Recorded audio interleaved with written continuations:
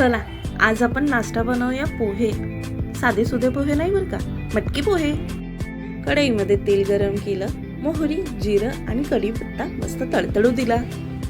लगेचच बारीक चिरलेली मिरची आणि कांदा थोडंसं परतून घेतला बरं का.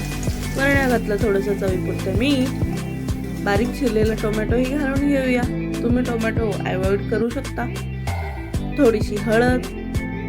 मिक्स केल्यानंतर सर्वात मेन इन्ग्रेडियंट मटकी आपली चांगली भिजवत घातली होती बरं का, आणि सकाळी 2 ते 3 पाण्यात धुवून घेतली. आता मटकी टाकून थोडीशी परतून घ्यायची आणि थोडंसंच पाणी टाकून झाकण लावून 5 मिनिटं वेट करूया. मटकी आपली झालेली आहे बरं का, छान व्यवस्थित शिजली आहे.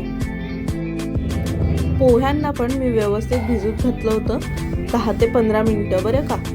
भिजत म्हणजे काय, पाणी टाकून स्वच्छ साईडला चाळणीमध्ये काढून ठेवलं होतं. नाहीतर म्हणाल सांगितलं नाही. बघा कसे सुटसुटीत पोहे झालेत ना. पाण्यात पोहे ठेवाल भिजत आणि पोह्यांचं चिवट वेगळंच काहीतरी व्हायचं. पोहे असे मस्त मिक्स झाले की बारीक चिरलेली कोथिंबीरही टाकून घेऊ. सगळ्याची ओळख बघू. हे घे.